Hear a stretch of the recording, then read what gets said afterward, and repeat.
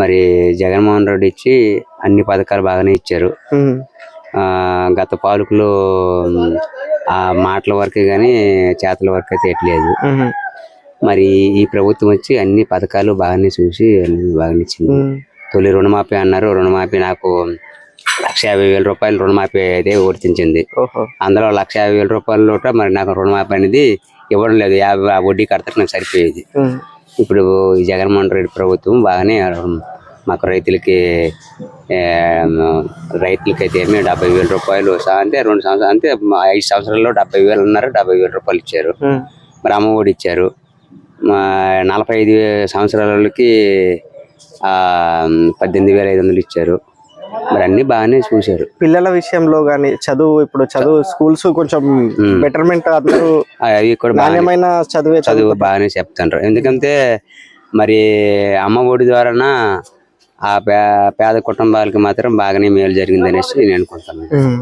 చంద్రబాబు నాయుడు గారు కూడా ఇప్పుడు ఎలక్షన్ దగ్గరికి పడుతున్న సమయంలో మళ్ళీ నాకు అధికారం ఇవ్వండి, మీకు మళ్ళీ మంచి చేస్తామని సార్. మరి అదే మరి ఇప్పుడు రుణమాఫీ పట్లాగే అన్ని నేను అనుకుంటాను. నేను రుణమాఫీ అలాగే మాకు నీకు 1,50,000 వరకు ఇస్తామయ్యా అని అన్నారు. ఆ కాగితాలు అయితే మాత్రం ఇప్పుడు 1,50,000 రూపాయల కాగితం అయితే నాకు అక్కడ ఉన్నది. కానీ మరి అది మాత్రం 60,000 అయ్యింది. తర్వాత మరి అవ్వలేదు. పోయిన చంద్రబాబు హయాంలో ఆయన కూడా కొన్ని పథకాలు చెప్పుకుంటారు కదా, అవన్నీ నెరవేర్చారు ఆయన? ఏవి పథకాలు ఏంది మరి ఒక రుణమాఫీ మీకు ఉదాహరణ రుణమాఫీ ఇస్తామని రుణమాఫీ పూర్తి చేయలేదు. మరి ఇంకా వాళ్ళ పథకాలు ఇంక ఇస్తారనేది మనకి ఏంటి గ్యారెంటీ ఉంది? మా నమ్మకం. ఇప్పుడు పవన్ కళ్యాణ్ కూడా పోటీ చేస్తున్నాడు కదా, ఆయన ప్రభావం ఇప్పుడు ఎలక్షన్ లో ఏమైనా ఉంటుంది? ఏమి ఉండదు సార్. ఎందుకంటే అతను పవన్ కళ్యాణ్ అనేది బూటకంలాగా అయిపోయింది సార్. పార్టీ పెట్టాడు, పార్టీ పరంగానే అతను నిలబడలేదు.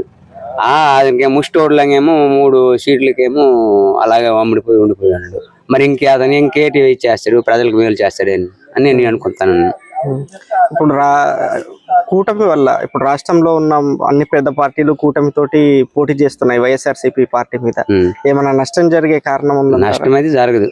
గ్రామాల్లో అయితే మాత్రం జగన్ అన్న అన్ని పథకాలు ఇచ్చాడు కాబట్టి ఆ పథకాలను బట్టి ప్రజలు ఓట్లు వేస్తారనేసి మేము అనుకుంటున్నాం. Thank you. మీరు చెప్పండి, గడిచిన 5 సంవత్సరాల్లో ఎలా కనిపిస్తుంది ప్రభుత్వం పాలన? ఇప్పటికి బాగానే ఉంది. జగన్ అన్న వచ్చి మీకు బాగా అనిపించిన పథకాలు ఏమి? పథకాలు నాకు అందకపోయినాయి, ప్రజలకు అందుతుంది బాగానే. ప్రజలకు అందదు.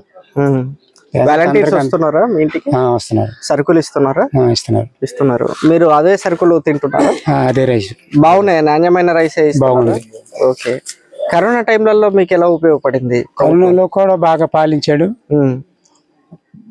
కరోనాలో రాష్ట్రంలో ఏది రాకపోయినా అందరికి పాలించినాడు జగన్ అన్న. అందరికి పాలించాడు. ఇప్పుడు ఎలక్షన్స్ దగ్గర పడుతున్నాయి కదా, మళ్ళీ ఏ ప్రభుత్వం వస్తే బాగుంటుంది అనేసి? మళ్ళీ జగన్ అన్న వస్తే బాగుంటది. చంద్రబాబు నాయుడు గారు మళ్ళీ కూటమితోటి మళ్ళీ నాకు అవకాశం ఇవ్వండి, ఆయన మంచి చేస్తానని సార్ అంటున్నాడు కదా. అలా జగన్ అన్న వస్తానని కొంతమంది చంద్రబాబు నాయుడు అంతే. మరి ప్లీజ్ సబ్స్క్రైబ్ .news